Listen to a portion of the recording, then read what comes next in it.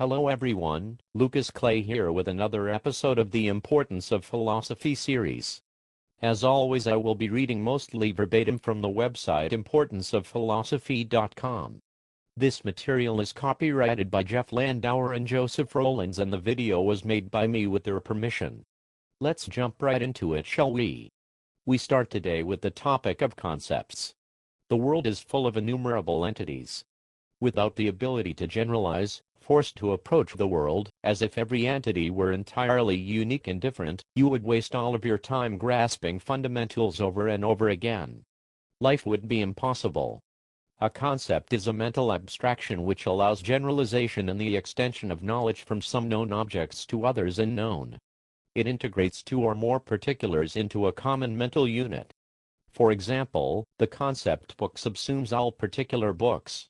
It does so, based on the essential characteristics of multiple pieces of paper or pages combined into a bound stack. A concept is formed by taking a number of similar entities and deciding what makes them similar in an important way. The differences and the unessential similarities are not important and are abstracted away from the newly created mental entity. Each concept serves a particular purpose and is created to allow higher-level thinking. People do not waste their time forming arbitrary concepts. While concepts integrate particulars, concepts can also act as particulars. In this way, it is possible to form higher levels of abstraction, combining concepts into more complex concepts, and furthering one's understanding and knowledge by increasing the amount that can be integrated. Higher-level concepts can also allow more complicated combinations that are not possible by trying to integrate lower-level particulars. The concept wife is not possible without the concept marriage, the concept relationship, and so on down a long tree of complex concepts. Although a concept is built from particular entities, it is not tied to those specific entities. If those entities were changed or destroyed, the concept would still be intact, but would no longer include those particulars. The concept combines any entities with those particular characteristics. It encompasses any entity with those particular characteristics, past, present, or future. There are two essential tools to complete the concept formation. The first is a definition. This is the method of specifying the essential characteristics of the concept, or what is the basis of the integration. It also specifies the method of differentiation, which distinguishes it from everything not encompassed by the concept. The second tool is a word. A word is a cognitive trigger for the concept. It is the method by which the concept is stored away and referenced later. Without such a trigger, the act of integrating each concept would have to be redone every time it was used. It would be difficult to form higher-level concepts, and the level of integration of one's knowledge would be severely limited in scope. Our next topic is definitions. A definition describes the basis of integration of a specific concept.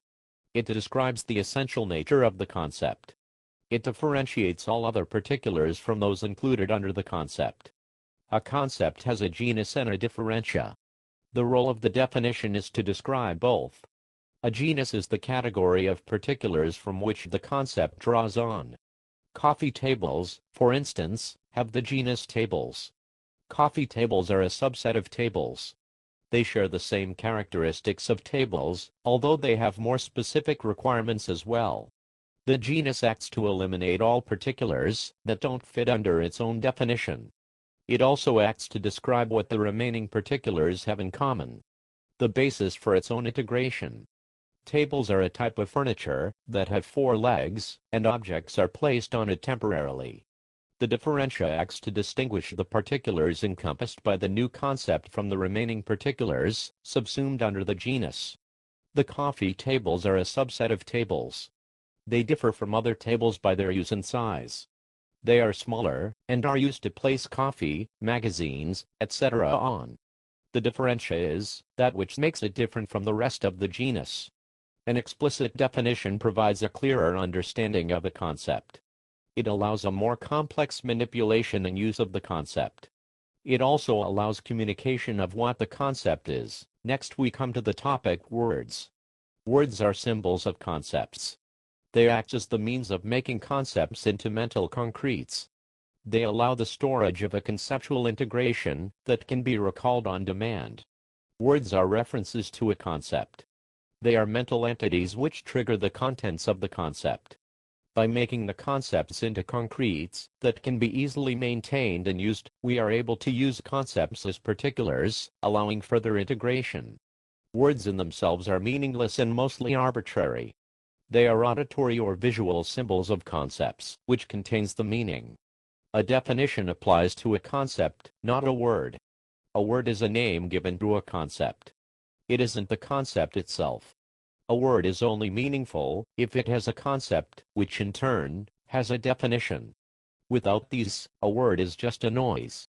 The primary use of a word is in concept building. Additionally, it can be used for communication.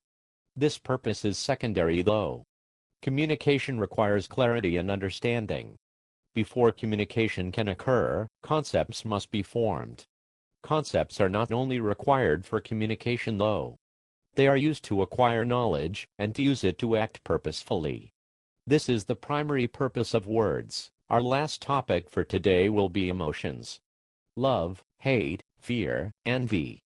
We all feel emotions. We've all experienced them. We know what they are and how they affect us. The primary questions in philosophy is what causes them and how can they be used.